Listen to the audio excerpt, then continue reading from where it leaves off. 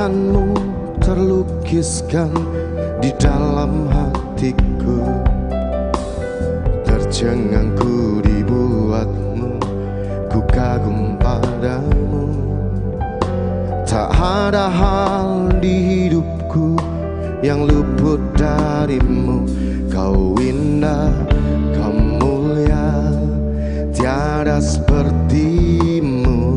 Ku ingin hidupku menyenangkanmu. Kau terawal dan terakhir, pencipta segalanya. Seluruh bintang pun bersinar oleh ucapanmu. Engkau pun mengasihiku, penulis hidupku. Tak henti segenap nafasku menyembahmu selalu. Ku puji, ku sembah, tiada sepertimu. Ku ingin hidupku menyenangkanmu.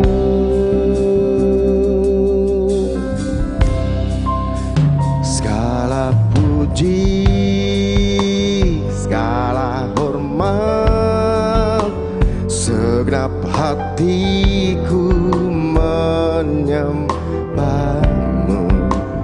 Terimalah segenap hidupku sebagai persembahan yang hidup. Semuanya kepadaku tak pernah berubah. Perbuatanmu tercengangku. Oh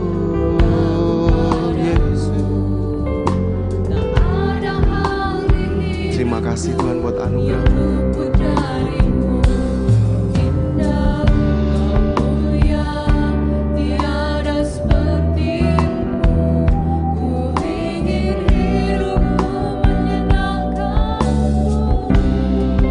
Kau terawal dan terakhir, seluruh bintang oleh ucapanmu. Engkau pun mengasihiku, penulis hidupku. Henti segenap nafasku menyembahmu selalu. Ku puji, ku sembah, tiada sepertimu. Ku ingin hidupku menyenangkanmu.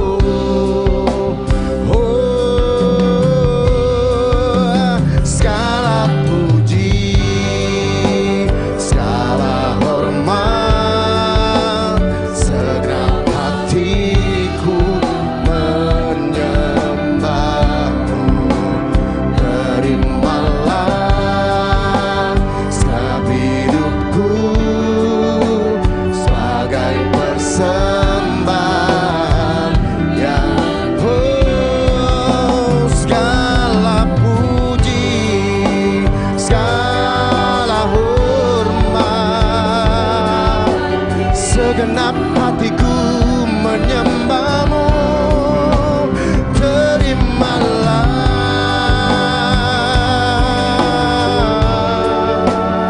Sebagai persembahan segala puji, segala hormat.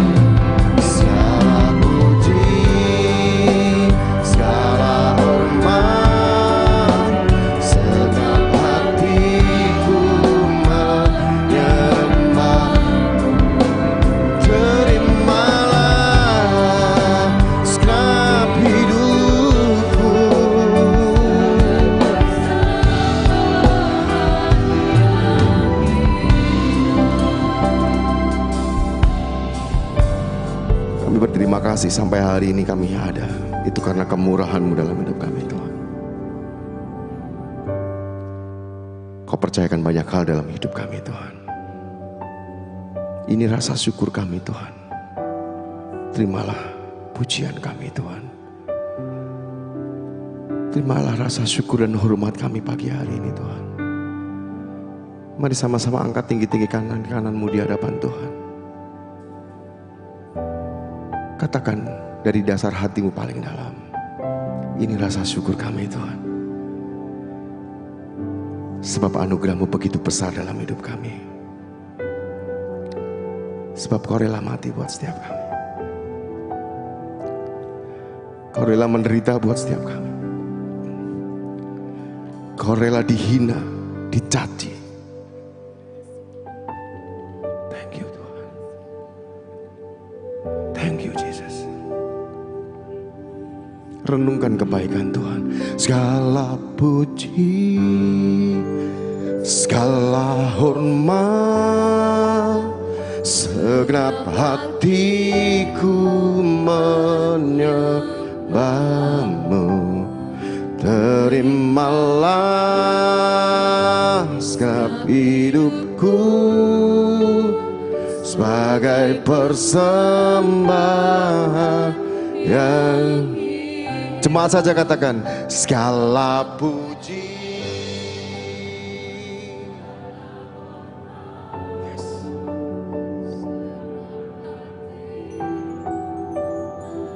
Ini hati kami Tuhan. Ini pujian kami Tuhan. Ini rasa syukur jemaat-Mu, kemah pemulihan Tuhan. Thank you Jesus. Sekali lagi jemaat saja katakan segala puji. Segala puji, segala hormat,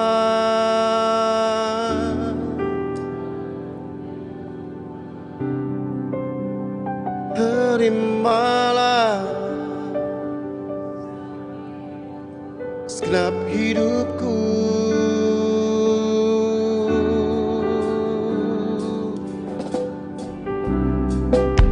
Segala puji, segala hormat, segenap hatiku hanya bagi-Mu.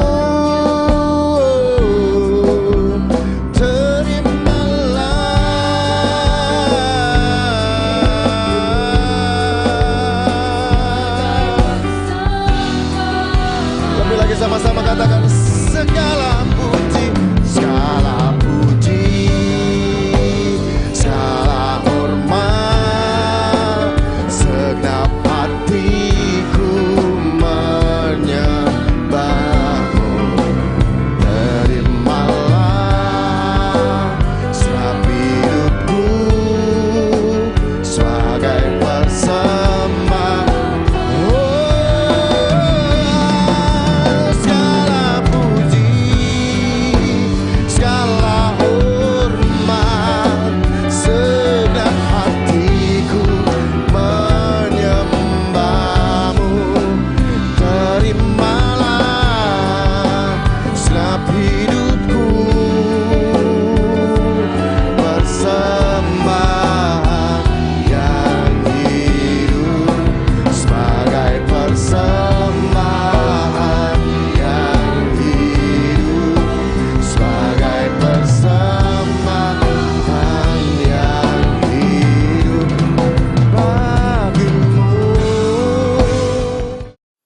Shalom saudara, kita sebelum malam hari ini mendengarkan firman Tuhan, mari kita awali dengan berdoa. Bapa terima kasih, kalau pada malam hari ini kami persiapkan hati kami untuk menerima berkat dari firman-Mu, walaupun secara streaming, tapi kami percaya firman-Mu yang ditaburkan pada malam hari ini akan memberikan kami kekuatan dalam menghadapi persoalan kami, akan menuntun kami sehingga kami tahu langkah-langkah yang harus kami lakukan.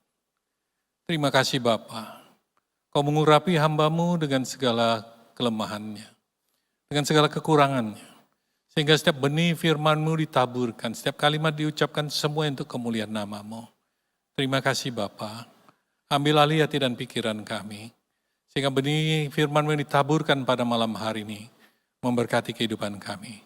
Hanya dalam nama Yesus Kristus Tuhan kami ucap syukur. Haleluya.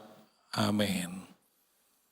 Bapak Ibu Saudara sekalian, pada malam hari ini saya akan memberi tema the given ability, yaitu kemampuan yang diberikan. Karena kita juga baru minggu kita merayakan pencurahan Roh Kudus. Jadi saya masih akan berbicara bagaimana kemampuan yang Tuhan berikan melalui Roh Kudus. Nah, hari-hari ini setiap kita pernah mengalami masa-masa yang sulit dan penuh tantangan. Mungkin bisa ini kan introduksinya. Ya, mungkin setiap kita pernah mengalami masa-masa yang sulit dan penuh tantangan. Atau mungkin saat ini ada yang mengalami atau menghadapi kesulitan dalam pekerjaan, dalam hubungan, atau dalam kesehatan. Nah, bagaimana respon kita itu menentukan hasil akhirnya. Kita bisa dapat pilihan, menghadapi setiap persoalan atau lari. Nah, kita belajar. Pada 2 Timotius 1 ayat 7 mengatakan demikian. Next. Ya. Sebab Allah memberikan kepada kita bukan roh ketakutan, melainkan roh yang membangkitkan kekuatan, kasih, dan ketertiban. Bapak Ibu Saudara sekalian, ketika Paulus menulis surat 2 Timotius 1 ini, 2 Timotius ini maksud saya, Paulus ada di Roma dalam tahanan, dia membuat surat ini kepada Timotius. Timotius ada di Efesus. Nah, kondisi Efesus ketika Paulus melayani di sana sempat terjadi kerusuhan. Jadi kondisinya nggak baik. Terus saat ini Timotius ada di Efesus. Nah, kalau kita baca ayat seterusnya, Paulus mengatakan begini kepada Timotius, teruslah penginjilanmu, jangan engkau malu. Apa sebenarnya yang sedang dihadapi Timotius? Timotius ini sedang menghadapi suasana yang tidak baik di Efesus. Setelah itu, dia tahu bahwa mentornya yang selalu membimbing dia, yang selalu memberikan kekuatan kepada mentor, ada di tahanan di Roma. Mentornya ini sedang ditahan di Roma. Ada sebuah perasaan malu bagi Timotius. Tetapi Paulus mengatakan, jangan malu. Teruslah pelayananmu, terus penginjilanmu. Jangan malu karena aku ada dalam tahanan. Tetapi engkau harus terus melanjutkan penginjilanmu. Apa yang pesan firman Tuhan ingin sampaikan? Mungkin Bapak Ibu Saudara sekalian, kau ada keadaan yang tidak baik. Baik itu mungkin ekonomi, dan engkau ekonomi dalam perjuangan, atau banyak hal yang bisa membuat engkau kecil hati, engkau malu. Tetapi firman Tuhan mengajarkan, jangan kau malu. Teruskan penginjilanmu, maksudnya apa? Engkau boleh ada persoalan dalam hidupmu. Tetapi biarlah setiap orang melihat bahwa ada Yesus dalam hidupmu. Karena apa? Setiap anak-anak Tuhan itu adalah kitab yang terbuka, bisa dibaca oleh banyak orang. Sehingga walaupun kita ada persoalan, biarlah orang melihat bahwa Yesus ada dalam kehidupan setiap kita. Nah, mari apapun persoalan kita, mari kita hadapi. Jangan lari dari kenyataan. Bapak Ibu Saudara sekalian, kita ingat gak berapa bulan yang lalu? Ada hashtag mengatakan, kabur saja dulu. Ya coba teks berikan. Nah, dikatakan, ayo kabur aja dulu. Ini orang yang takut tantangan, takut menghadapi persoalan, cenderung apa? Cenderung melarikan diri. Indonesia gelap, ayo kita lari. pergi aja dulu, kabur aja dulu, itu hashtagnya. Tapi Bapak Ibu Saudara sekalian, ketika saya berharap tidak ada anak-anak Tuhan yang terlibat. Ketika kondisi yang tidak baik bagaimanapun, kita bukan lari, tapi dihadapi. Karena Tuhan sudah memberikan kita kemampuan. Jangan sampai kita ikut-ikutan. Ada hashtag, kabur aja dulu. Oh, kita ikut-ikutan, panik.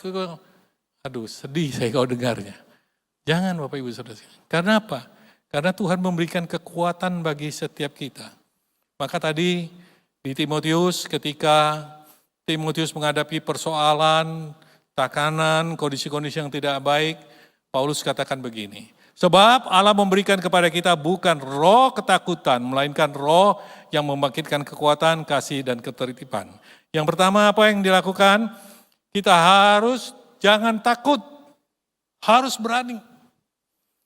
Karena di Timotius dituliskan ini, sebab Allah memberikan kepada kita bukan roh ketakutan, melainkan roh yang membangkitkan kekuatan. Mungkin saat itu Timotius ada perasaan takut, yes. Karena apa? Karena dia anak muda, orang yang muda, tapi dia ada di tengah-tengah kondisi yang tidak baik. Sehingga dia merasa takut, ya. Tapi Paulus katakan ini, Tuhan tidak memberikan kau roh ketakutan, tapi roh yang membangkitkan kekuatan. Apa yang dia harus kita lakukan? Jangan takut, apapun persoalanmu, kau harus berani. Hadapi persoalan itu. Karena Tuhan menginginkan untuk setiap kita, apapun persoalanmu, ingat Tuhan sudah memberikan kepadamu roh yang bukan roh ketakutan, tapi roh yang membangkitkan kekuatanmu. Roh apa itu? Roh Kudus yang sudah Tuhan berikan. Untuk apa? Untuk memampukan kamu. Untuk apa? Untuk membangkitkan kekuatanmu. Nah, kita hadapi apapun persoalan itu kita hadapi. Sama dengan begini, ketika Paulus menulis surat kepada Timotius, dia juga dengan waktu yang tidak terlalu beda jauh, dia juga menulis pada Filipi 4 ayat 13, yang dikatakan demikian. Segala perkara dapat kutanggung di dalam Dia yang memberi kekuatan kepadaku. Paulus mengatakan begini pada jemaat di Filipi, bahwa dia kuat, dia bisa menghadapi semua persoalan. Karena apa? Karena ada kekuatan yang diberikan Tuhan. Karena Tuhan memberikan dia kekuatan, sehingga dia mampu melakukan segala sesuatu. Nah, ini yang pesan ingin disampaikan kepada setiap kita. Mari untuk setiap kita, Tuhan juga memberikan kekuatan kepada kita untuk menghadapi sebuah persoalan. Coba kita lihat ketika apa yang dialami Daud ketika dia ada di Siklak. Saudara dapat membaca di 1 Samuel 30.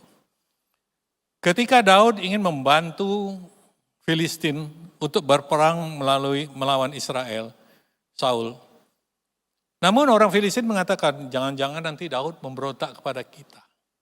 Maka Raja Filistin ngomong dengan Daud, pulanglah. Kau tidak perlu bantu kami. Karena Daud itu tinggal di wilayah Filistin, sehingga dia juga berutang budi. Tapi pulanglah. Tapi apa yang terjadi? Ketika dia sampai ke Siklak, dia boleh melihat bahwa semua kondisi buruk itu terjadi. Dia melihat rumah-rumahnya habis terbakar, ternaknya habis semua, dan lebih lagi itu keluarganya. Anak istri ditawan semua. Bapak Ibu, saudara sekalian, kondisi ini kondisi yang paling buruk. Saya ingin sampaikan begini, ketika orang melihat ekonominya jatuh, hartanya habis. Tetapi ketika dia masih punya keluarga, punya istri, punya anak, mereka akan saling mendukung, mereka akan support, sehingga dia punya jiwa untuk bangkit lagi. Tetapi ketika dia melihat semuanya habis, baik itu rumah, harta, ternak, habis semua. Dikatakan bahwa Dia mau menangis sampai tidak bisa menangis. Berarti kondisi sangat buruk. Dan orang-orang pengikutnya ingin melempari Daud. Coba lihat kondisi yang buruk ini. Tetapi dia datang kepada Tuhan, Tuhan aku harus bagaimana? Tuhan bilang kejar. Boleh aku kejar. Itu kekuatan dari mana? Sehingga mereka mengalami kemenangan. Itu kekuatan daripada Tuhan. Nah, dalam kehidupan ini, dalam kondisi apapun kita, ingat bahwa Tuhan sudah memberikan kita, bukan roh ketakutan, tapi untuk membangkitkan kekuatan, untuk kita menghadapi setiap persoalan itu. Maka pada Mazmur 118 ada mungkin ya, coba next. Oh, udah ada. Jadi 118 ayat 14, Daud mengatakan bahwa Tuhan itu kekuatanku dan mazmurku, ia telah menjadi keselamatanku. Itu berbicara mengenai pengejaran yang dihadapi di Siklak. Nah, yang kedua, bicara apa lagi? Yang kedua, 2 Timotius 2 ayat 1, 2 Timotius 1 ayat 7, sebab Allah memberikan kepada kita bukan roh ketakutan, melainkan roh yang membangkitkan kekuatan kasih. Membangkitkan apa? Kekuatan, membangkitkan apa? Kasih, dan membangkitkan ketertiban. Yang kedua bicara apa? Membangkitkan kasih. Bapak Ibu Saudara sekalian, 1 Yohanes 4 ayat 18 mengatakan demikian. Di dalam kasih tidak ada ketakutan. Kasih yang sempurna melenyapkan ketakutan. Sebab ketakutan mengandung hukuman, dan barang siapa takut, ia tidak sempurna di dalam kasih. Yang kedua, Paulus katakan bahwa roh itu membangkitkan kasih. Bapak Ibu Saudara sekalian, kasih itu adalah dasar atau pondasi yang kuat untuk membangkitkan seseorang. Karena dasarnya kasih itulah kita dapat memiliki kemampuan untuk mencintai orang lain, kemampuan untuk mengampuni orang lain. Karena apa? Karena kasih. Karena kasih itu menjadi dasar tonggak yang kuat, yang memampukan kita bisa melakukan. Melakukan apa? Melakukan untuk dapat kita mencintai atau dapat mengampuni orang lain. Kenapa demikian? Karena Timotius saat itu mengalami kondisi yang nggak baik. Apa yang dialami? Coba lihat. Next. Ya. Yang dihadapi Timotius itu penganiayaan, penindasan yang ada di Efesus. Gereja terpecah karena pengajaran yang berbeda. Yang berikutnya apa? Menghadapi orang yang tidak sejalan. Nah, Bapak Ibu Saudara sekalian, ketika kita menghadapi hal-hal demikian, ini dibutuhkan apa? Dibutuhkan kasih. Untuk apa? Untuk memampukan kita, untuk menghadapi mereka. Karena Bapak Ibu Saudara sekalian, ketika Timotius boleh melihat bahwa ada penindasan, gereja-gereja, pengajaran-pengajaran yang terpecah, mereka ada pengajaran-pengajaran yang lain, menghadapi orang-orang yang tidak sejalan. Itu kondisi yang tidak baik Bapak Ibu Saudara sekalian. Kondisi-kondisi demikian, itu membuat Timotius ini anak muda yang mungkin dia bisa menangani segala sesuatu dengan emosi. Atau dia takut. Tetapi firman Tuhan mengajarkan, engkau tidak boleh takut. Hadapi dengan kasih. Karena roh itu membangkitkan kasih. Kenapa harus demikian? Ya, karena menghadapi orang yang bertentangan, orang yang berbeda pendapat, orang yang tidak sejalan, itu tidak gampang.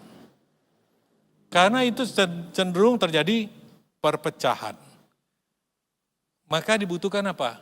Dibutuhkan kasih. Nah, maka roh yang mengait kasih itu sehingga apa yang bisa kita lakukan next ya. Kita bisa mencintai dan mengampuni orang lain bahkan ketika mereka atau mereka salah atau menyakiti kita. Kedua, memiliki kemampuan untuk mencintai dan mengampuni diri sendiri. Ketika kita salah atau gagal ya. Memiliki kekuatan untuk melakukan sesuatu yang baik dan positif dalam hidup kita dan kehidupan orang lain. Jadi Bapak Ibu, ketika Timotius menghadapi kondisi-kondisi yang demikian, Paulus menginginkan kasih itu bangkit. Karena kalau kasih itu bangkit, kita akan merasa bahwa orang yang menyakiti kita, orang yang melukai kita, bahkan mereka tidak sejalan, kita bisa mengampuni mereka, Bapak Ibu Saudara sekalian. Dan kita bisa mengampuni diri kita sendiri juga, karena seringkali kadang-kadang kita ini salah dalam mengambil keputusan. Seperti dalam kehidupan saya, yang pernah saya ceritakan, saya ngambil keputusan yang salah, akhirnya saya bisanya hanya menyesal diri, dan isinya cuma apa? Ya kalau boleh tanda petik dikatakan kutuk. Karena keluar dari mulut saya hanya bilang, Petrus kamu bodoh, Petrus kamu bodoh. Dan itu mengalami proses waktu yang panjang. Namun ketika saya melihat istri dan anak-anak saya, maka kasih saya itu bangkit. Ketika kasih saya bangkit, saya mau melangkah. Karena saya lihat istri dan anak-anak saya. Saya kasih itu memberikan kekuatan. Nah, ini yang dibutuhkan oleh Timotius ketika menghadapi orang-orang yang tidak sejalan dengan dia. Begitu juga kita akan berpikir melakukan segala sesuatu yang positif kepada mungkin orang yang dulu tidak sejalan dalam pemikiran, mereka pernah melukai kita, karena saya pernah mendapat suatu pesan dari pimpinan saya begini, dia katakan, Petrus, ketika kamu tidak cocok, tidak sesuai dengan orang-orang sekitarmu, bukan berarti kamu memberhentikannya. Tetapi ketika engkau bisa merangkul dia, bisa membawa dia sepikiran denganmu, sesuai apa yang engkau pikirkan, bisa dimengerti oleh dia, dan dia bisa melakukan. Oh, itu sesuatu yang baik. Tetapi, ketika kamu hanya ambil jalan pintas, segala sesuatu yang enggak cocok dengan kamu tebas. Itu tidak ada nilai. Maka Paulus juga mengajar kepada kita, untuk kasih itu bangkit. Firman Tuhan katakan, ketika kita bangkit, maka kita bisa melakukan hal yang positif kepada kehidupan orang lain. Yang mungkin tidak sejalan dengan kita. Tapi kita bisa menjadi berkat. Kolose 3 ayat 13-14 mengatakan demikian. Sabarlah kamu seorang terhadap yang lain, dan ampunilah seorang dengan yang lain apabila yang seorang menaruh dendam terhadap yang lain. Sama seperti Tuhan telah mengampuni kamu, kamu perbuat jugalah demikian. Dan di atas semuanya itu, kenakanlah kasih sebagai pengikat yang mempersatukan dan menyempurnakan. Diajarkan apa? Kasih sebagai pengikat yang menyempurnakan, yang mempersatukan dan yang menyempurnakan. Paulus katakan, kalau ada yang bersalah, kita ampuni. Tuhan sudah mengampuni kita. Nah, dalam kehidupan kita, mari untuk setiap kita, kenakanlah kasih. Kasih itu sebagai pengikat. Kasih itu bisa mengampuni. Kasih itu bisa berbuat segala sesuatu yang positif kepada orang lain. Sebagai pengikat yang mempersatukan dan menyempurnakan. Kita belajar hal demikian, Bapak Ibu Saudara sekalian. Itu yang Paulus katakan. Dan yang ketiga, dikatakan 2 Timotius 1 ayat 7, sebab Allah memberikan kepada kita bukan roh ketakutan,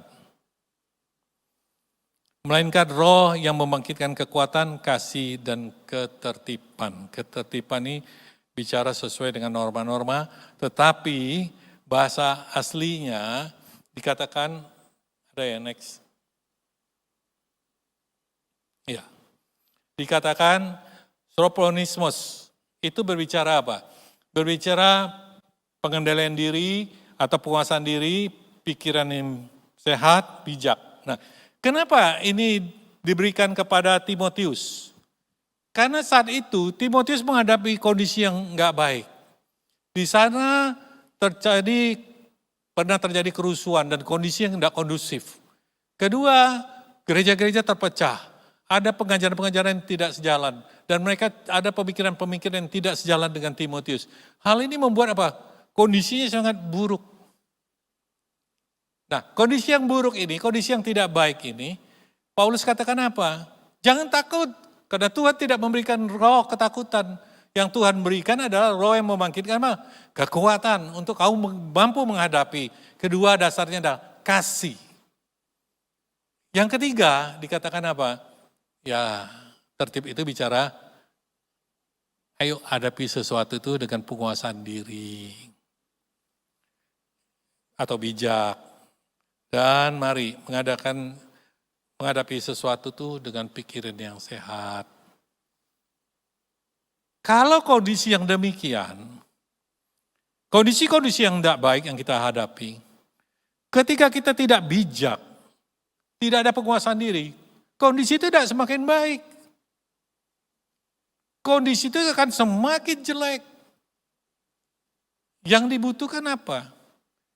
Dibutuhkan adalah kita bagaimana kita melihat kondisi itu. Mari ada pengendalian diri kita. Ada penguasaan diri. Dengan pikiran sehat, bijak kita dalam mengambil keputusan. Nah, hal-hal ini yang diinginkan dalam kehidupan setiap kita. Kalau hari-hari ini kita mengalami kondisi-kondisi yang tidak baik, bagaimana sikapmu? Apa yang kau lakukan? Mari kita belajar dari firman Tuhan. Firman Tuhan mengajarkan 3 hal. Roh Kudus diberikan kepadamu. Untuk apa? Untuk membangkitkan kekuatan. Untuk apa? Membangkitkan kasih. Untuk apa? Untuk membangkitkan tertib. Untuk membangkitkan apa? Hikmatmu, kau bijaksana. Pikiranmu sehat. Sehingga dalam mengambil keputusan, kau akan baik. Dalam kehidupan kita hari-hari ini kita lihat. Bahwa semakin hari tidaklah semakin baik. Tantangan kita luar biasa Bapak Ibu Saudara sekalian. Memang Yesus memberikan kita paspor kalau saya boleh katakan. Keselamatan. Sorga disediakan untuk kita. Namun firman Tuhan katakan begini. Itu nanti kan. Sambil engkau menantikan akhir dari zaman. Maksudnya itu nanti. Tapi Tuhan katakan gini, hari ini saat ini, aku pelihara engkau karena imanmu. Itu saudara bisa membaca di 1 Petrus 1 ayat 3, 4, 5. Jadi kita menghadapi hari-hari ini Bapak Ibu Saudara sekalian. Iblis juga tidak tinggal diam. Kita ada dapat paspor sorgawi, ya kelak nanti kita masuk surga. Tetapi hari-hari ini yang kita jalani, kehidupan ini, kita akan menghadapi banyak hal lagi kita hidup. Kita akan mengalami pergumulan. Kita mengalami banyak persoalan. Ada yang mengatakan, waduh Pak, sulit banget. Ya, kalau tidak mau menghadapi persoalan, ya balik ke rumah Bapak. Tapi selagi kita hidup, Tuhan izinkan itu ada. Supaya kita kuat. Supaya kita bisa mengatasi kehidupan itu dengan baik. Dan mahkota disediakan bagi kita. Mahkota kehidupan. Bagi kita yang bisa hidup keluar sebagai pemenang dalam kesulitan kita.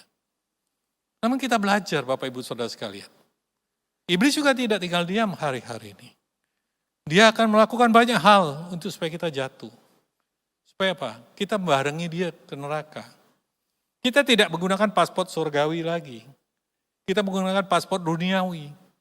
Dan mereka memberikan kita banyak hal yang kita mulai berpikir, iya ya, kalau aku taat, kok ini tidak boleh, ini tidak boleh, ini tidak boleh.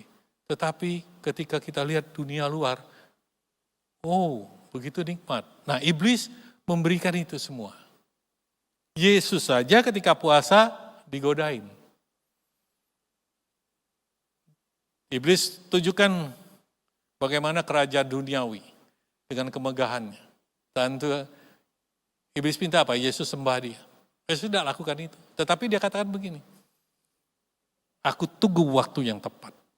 Nah kita ini anak-anaknya Bapak Ibu Saudara sekalian. Kita masih hidup. Persoalan, pergumulan itu ada.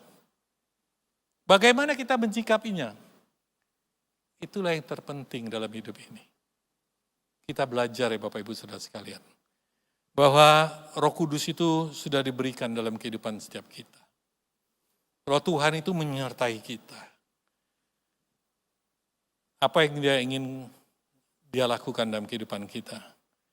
Kita diberikan keberanian untuk menghadapi persoalan. Next bisa? Ya. Kita diberikan menghadapi persoalan dengan keberanian dan kekuatan daripada Tuhan. Kedua, memiliki kasih yang mengampuni sehingga siap menerima pemulihan. Karena setiap kita yang mengampuni, diampuni oleh Bapa. Yang ketiga, ada penguasaan diri. Berpikir benar, mengambil keputusan bijak, dan hidup kita tertib. 3 hal ini Bapak Ibu Saudara sekalian, yang diinginkan Tuhan kita lakukan dalam kehidupan kita. Dan Roh Kudus diberikan kepada setiap kita. Maka firman-Nya mengajarkan kepada setiap dari kita bahwa Tuhan itu tidak memberikan roh ketakutan, melainkan roh yang membangkitkan kekuatan, kasih, dan tertib. Mari, untuk setiap kita hari ini, kita tahu itu ada dalam kehidupan kita. Bagaimana Roh Kudus itu bisa bekerja maksimal, dan itu bisa kita lihat bahwa betul kita menghadapi segala sesuatu, itu ada kekuatan daripada Tuhan, dan fondasi dari segalanya itu adalah kasih, dan kita dapat mengambil sebuah keputusan dengan bijaksana. Segala sesuatu yang kita lakukan dalam hidup ini adalah tertib. Mari, biar Roh Kudus bekerja dalam hidupmu. Roh Kudus akan bekerja dengan luar biasa. Yang dibutuhkan adalah kita mau Roh Kudus pimpin hidup kita. Amin. Mari kita berdoa. Bapa, terima kasih. Hamba-Mu telah berhenti berbicara. Namun biarlah Roh Kudus-Mu yang bekerja lebih dalam, sehingga setiap kami boleh mengerti firman-Mu dan boleh menjadi pelaku-pelaku firman-Mu. Dan apapun persoalan dalam kehidupan kami mampu menghadapinya. Karena Engkau memberikan kekuatan kepada kami. Dan Engkau membangkitkan kasih. Sehingga kasih menjadi pondasi dalam kehidupan kami. Sehingga kami kuat melakukan apapun. Dan Tuhan, Engkau memberikan kami hati yang bijak. Karena Roh Kudus-Mu akan memberikan kami, memimpin kami. Sehingga hidup kami penuh kekuatan, penuh kasih, dan tertib.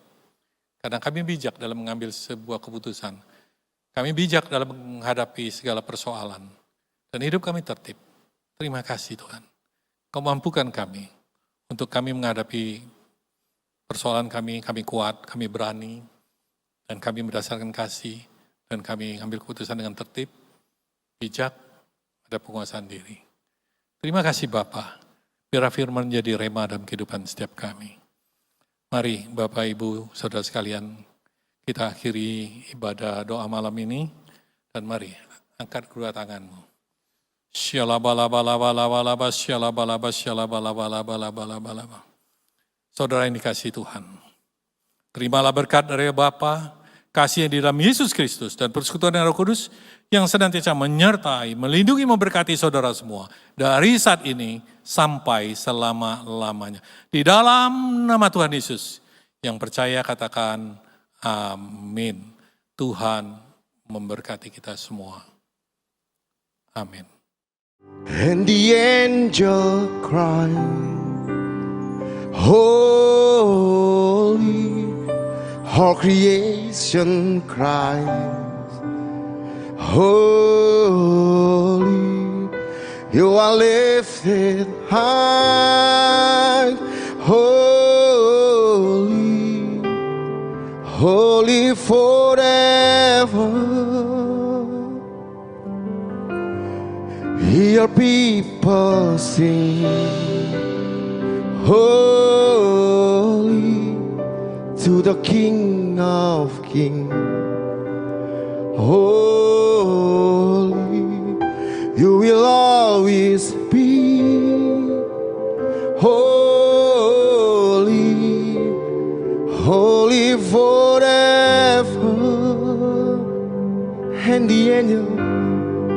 And the angels cry, holy,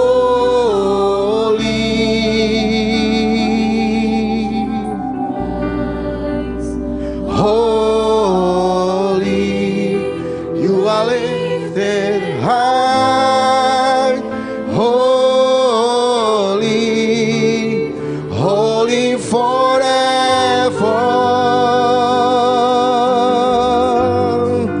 Hear people sing,